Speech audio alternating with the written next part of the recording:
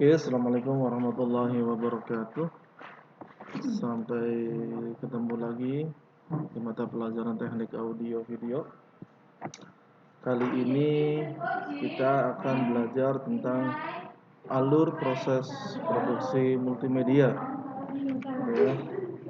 Ini kompetisi dasarnya yaitu 3.1 memahami alur proses produksi multimedia. Komputer dasar membuat ini adalah untuk teknik skillnya. Oke, ini adalah tahapan-tahapan di dalam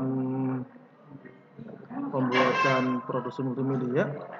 Yang pertama adalah praproduksi, yang kedua produksi, yang ketiga post produksi. Oke, di sini ada gambar, yaitu tentang praproduksi. Nah, praproduksi sendiri adalah merupakan tahap perencanaan secara umum, tahap persiapan sebelum melalui proses produksi. Nah, jadi di sini adalah tahapan-tahapannya, tahap perencanaannya, apa sih yang harus dilakukan, gitu kan? Persiapkan apa saja, disitulah. Oke, mulai dari tahapan tentang mungkin perencanaan anggaran, tentang tempat yang akan diambil gambarnya, pemain-pemainnya siapa saja, dari situlah disebut dengan praproduksi. Nah, di sini penyampaian konsep, pembuatan sinopsis, jadwalan, penentuan anggaran, membutuhkan tim dan penandatangan kontrak. Ini masuk dalam praproduksi. Oke. Dari penyampaian konsep mungkin di situ ada konsepnya tentang video, tentang apa nih, mau buat apa, contohnya tentang liputan dokumentasi atau tentang video komponen profile. Nah, disitulah ditentukan konsep-konsepnya. Setelah penyampaian konsep sudah dibentuk, maka ada yang namanya pembuatan sinopsis. Ya, catatan-catatannya, apa yang harus dilakukan para pemain. Itu ada dengan treatment, storyboard, susunan-susunan yang harus dilakukan oleh pemain, biar nanti tidak saling berbenturan antara cerita satu dengan cerita yang lain. Itu harus dibentuk storyboardnya, sinopsisnya. Terus ada penjadwalan waktu pertemuan. Ini waktu pertemuan penetapan yang harus selesai. Ya, harus diselesaikan. Ya. Anggaran. Nah, di sini ada anggaran. Anggaran itu harus kita anggarkan biar nanti tidak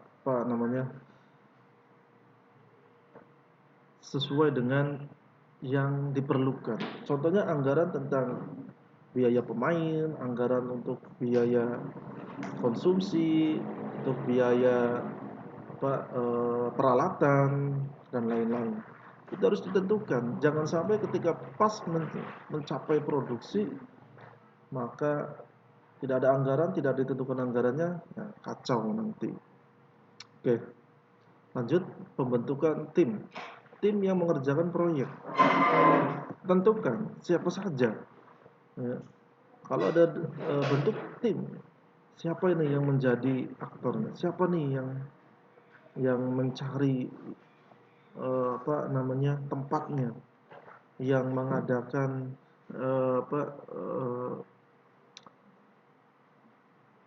peralatan-peralatannya. Nah, ini. Karena ada tim yang sebagai hias artis. Nah, situ kan ada. Terus yang terakhir adalah penandatangan kontrak sebagai kekuatan hukum. Kalau tidak ada hukum, kita akan lemah. Oke, next. Di sini ada produksi. Tadi ada praproduksi, sekarang ada produksi. Tahap produksi video merupakan tahapan untuk merealisasikan semua langkah yang ada di tahap produksi. Gitu. Ya. Semuanya ya dari praproduksi itu menjadi produksi. Nah, di sini ada gambarnya tentang lagi syuting, pengambilan gambar. Harus sudah disiapkan dari produksi itu dijadikan untuk bahan produksi. Itu. Next. Post produksi. Nah, ini tahap akhir dalam produksi video sebelum video siap disajikan atau didistribusikan. dipost-postkan. Ya, contoh di sini. Itu ada editing offline, editing online, dan mixing.